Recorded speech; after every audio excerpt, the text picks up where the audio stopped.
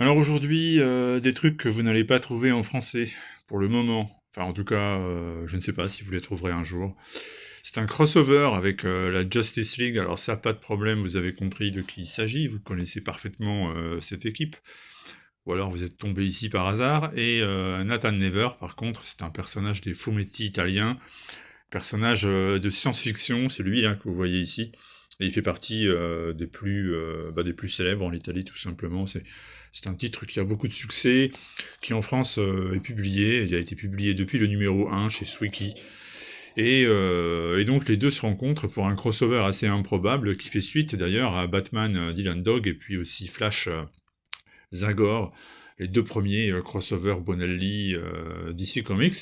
Alors tout avait commencé par un numéro 0, que vous avez ici, avec à l'intérieur donc l'introduction à ce qui allait suivre. Ça permettait de comprendre ce qui allait se dérouler dans cette histoire, et puis vous aviez des petits récits qui revenaient sur la genèse ou bien des moments forts de la carrière de Nathan Never, mais aussi des personnages de la Justice League. Et donc c'était sorti il y a déjà quelques temps, tout ça, c'était annonciateur du crossover, alors crossover qui est signé Medavigna et Barone au scénario, et c'est Sergio Giardo qui dessine donc ce crossover. Il est sorti ensuite en librairie sous forme d'un album librairie que je n'ai pas acheté parce que je ne peux pas tout acheter non plus. Et aujourd'hui, donc il ressort en kiosque. Vous avez deux numéros. Le second est sorti il y a quelques jours. Et donc pour 2 fois 4,90, vous avez l'intégralité de ce crossover qui est plutôt bien dessiné, comme vous voyez. Hein, c'est du super-héros avec une influence plus européenne, plus ligne claire. Du coup, c'est agréable à regarder. Et puis du récit proprement dit, eh bien vous avez ce qu'on appelle les technodroïdes, qui sont des créatures mécaniques du futur, qui tentent pour survivre de s'emparer de l'univers de Nathan Never, donc en revenant en arrière dans le temps, et ils font un petit crochet par une terre parallèle sur laquelle évoluent les héros de DC Comics, parce qu'ils ont besoin des talents de Cyborg qu'ils vont utiliser un peu comme une clé pour pénétrer dans l'univers de Nathan Never.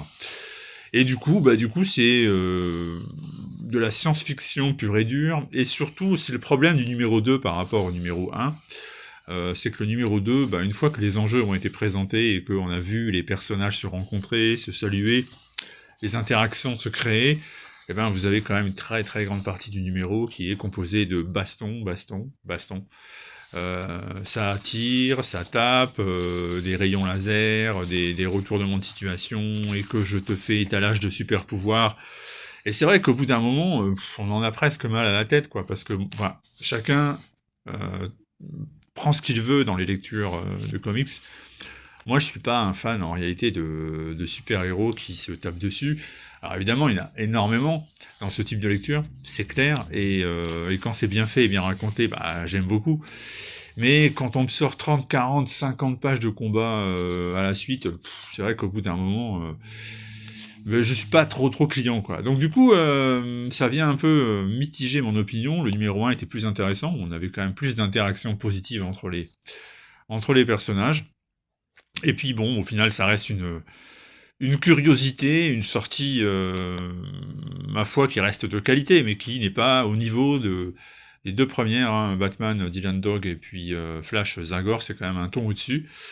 Par contre, il y a quelque chose qui assemble les trois, il y a un point commun entre les trois, c'est que pour l'instant, on n'en voit pas la moindre trace en VF, et je ne sais pas si on en verra un jour la moindre trace, et en plus, je crains que si jamais cette trace apparaît, ce soit adapté et traduit de l'anglais, parce qu'en fait, les BD italiennes, elles, par contre, sont publiées aux States, et vous allez voir qu'ils sont capables de nous faire des VF adaptés de la version anglaise traduite de l'italien. Je dis ça parce que j'insiste toujours pour dire que notre trad de Batman Dylan Dog, elle est prête, j'encourage Urban, ou qui pour Urban, je sais pas quel éditeur en fait penchera sur la question, à proposer ces histoires en VF. En plus, ce serait bien de les contextualiser, de connaître aussi le background des personnages Bonelli. Et en France, on n'est pas très très nombreux à les connaître bien. Je sais qu'il y a Jean-Marc Lenné, qui est un grand spécialiste, qui lui maîtrise très bien le sujet. Mais ça serait bien que ce soit confié tout de même à des gens qui aient un vrai amour de la chose.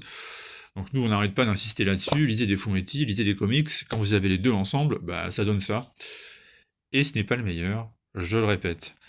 Je ne vous dis pas joyeuse fête, parce que normalement, il y a encore une vidéo lundi avant de prendre une petite semaine de vacances. À très vite.